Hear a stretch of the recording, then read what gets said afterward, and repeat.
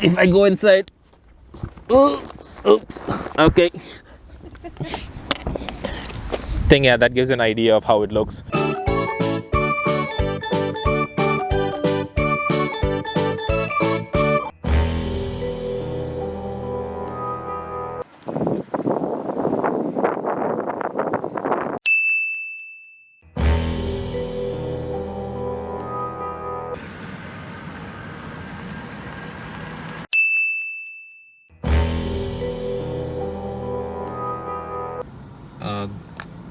The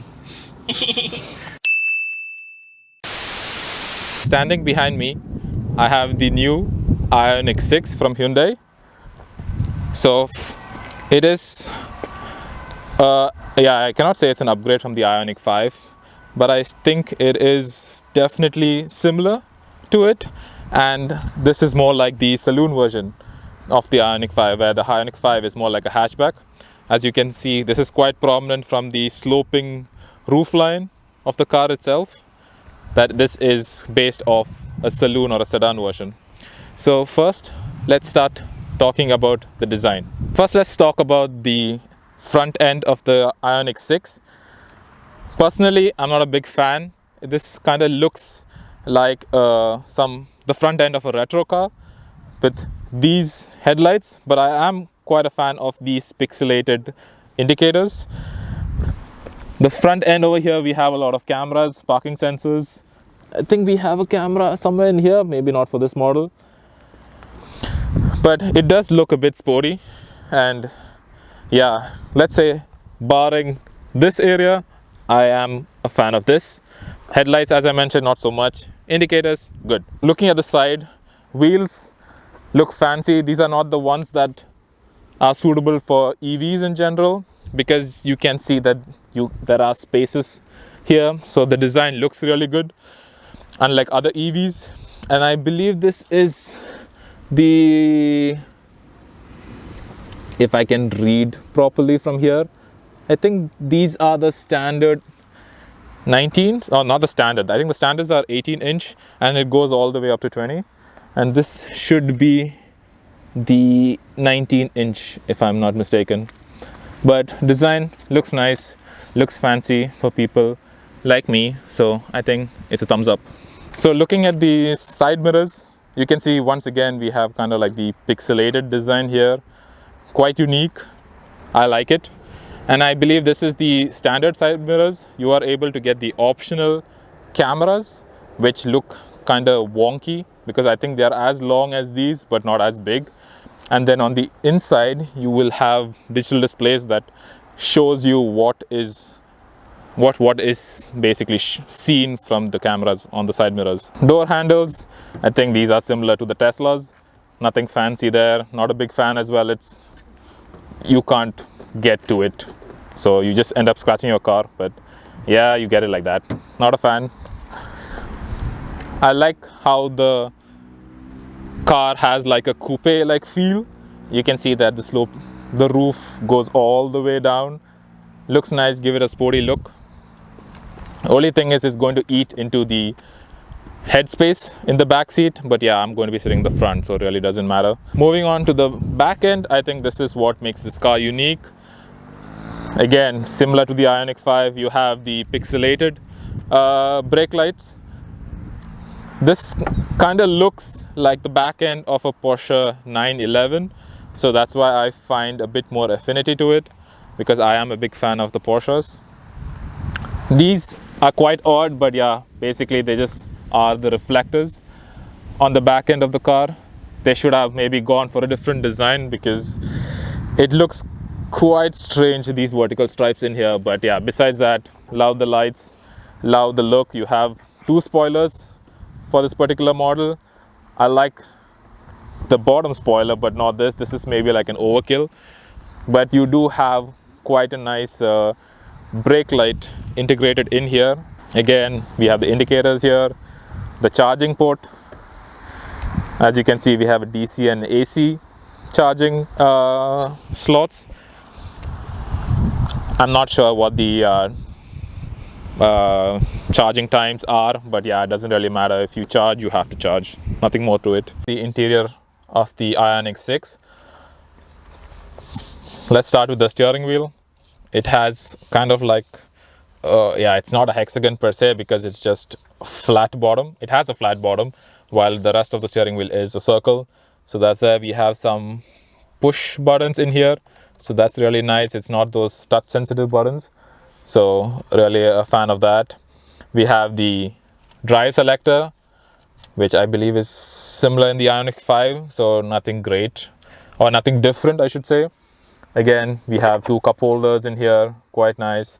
I'm not sure that I have to talk about the storage space on the sides because I barely use it. I just put my coffee or tea or whatever I drink in here, so that should be sufficient for me. We have some buttons, which is really good to use. I think the climate control, if I switch on the car, which we can see in a minute, yeah, they are touch sensitive. You can increase them. They do not have synaptic feedback. So again, while you're driving, it's going to be really hard to keep adjusting the temperatures if you want to. But then yes, the volume has its own knob, so that is really nice. The lighting on here based on what driving mode you are. So we are in economy right now, so it's green. Switch it to normal, it goes blue, and if you go to sport, it turns red naturally. Again, I think these are like the 12-inch screens, but I'm not really a fan of the numbers because for me, as long as it's big, I like it. So I would say this is really nice. It's just one single panel, I believe, that is, or at least exterior is one single frame with two separate panels. We have a storage space here, which unlike other cars is more like a drawer. So that is unique. Is it better? Could be. It can cause some sort of inconvenience for your passenger, but it is nice to access things that you want immediately. I think the seats themselves are not too bad. I'm not sure if they are similar to the Ioniq 5, but I think they are most likely. I think that's about it for the front. Yeah, we do have a USB-A.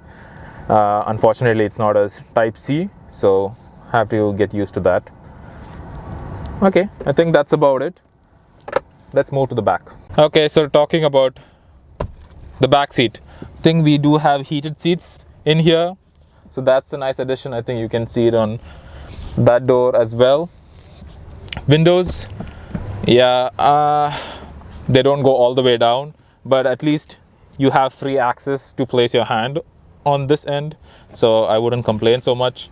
Leg space is quite nice. The only thing I'm not a fan of is there is no under thigh support. So because of that, on long journeys, I think your legs are going to hurt. You don't have a lot of space underneath the front seat to stretch your legs, but yeah, sideways, it's quite okay. Again, headspace, as I mentioned before, I am about 5'11", so 178, 179 centimeters. This is just about okay. If I sit back, it's going to scrape the roof of the car, so not ideal. But again, I'm going to be sitting in the front, so this is not going to affect me in any way. We have handrests, not the best quality, but good enough.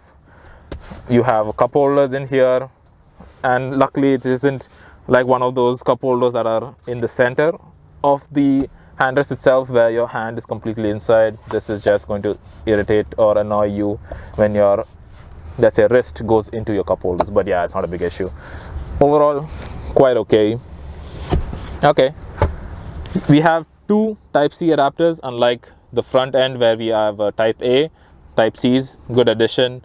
Yeah, you have air conditioners here, heating seats, as I mentioned. Okay, let's see how the boot is. So looking at the back, I think you just press this button and it's electronic tailgate or electronic boot, which is quite nice. Don't have a lot of space in here because, as I mentioned, it is a saloon version, so, and also with the sloping roof, it eats into a lot of the boot space. But I think this has about 400 liters. Yeah, liters, I don't know what 400 liters means, but as you can see, you can put in like one check-in luggage and maybe a hand luggage or cabin baggage on the side, and that should be good enough. Here we have the charging cables. We have the Hyundai bag to store your charging cables. Nothing fancy, just the normal standard one. I'm not sure if I can climb into it, but the weather is not permitting that. But yeah, you can see if I go inside. Okay. Yeah, that gives an idea of how it looks.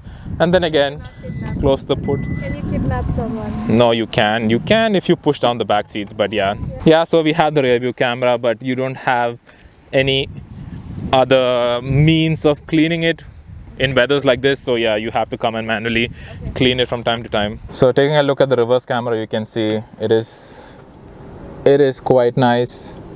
I think we can change. Oh yeah, it's just a Tesla passing through. But then we can see the top down view of what is behind. And yeah, I don't think this has a 360 camera. As you can see, these are grayed out. So in this particular version, they are not available. Quite high def, so you can see exactly what is behind you. Let's pop the trunk, at least the front trunk, the frunk or fruit or however you want to call it, and see how much space we have in there. So this is the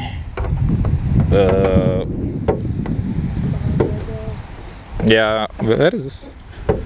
Why is it locked?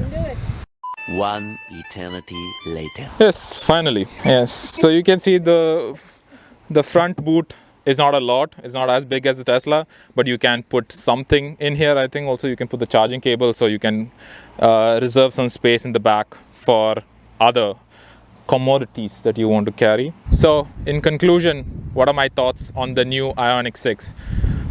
Personally, I feel it looks really nice. It looks sporty because of how exactly the car has been structured. But eventually, I think I would still go for the Ioniq 5. Although it doesn't look as cool as this, it still is a bit more practical being a hatchback. And I feel that is a better buy since they are both in the same price group. Yeah, this is not ideal because the weather is really bad. This is the first time I'm performing or doing a video review on cars, so it's not all that great. But if you do like content like this, feel free to like, subscribe to the channel. Thanks for watching, and until the next video, bye bye.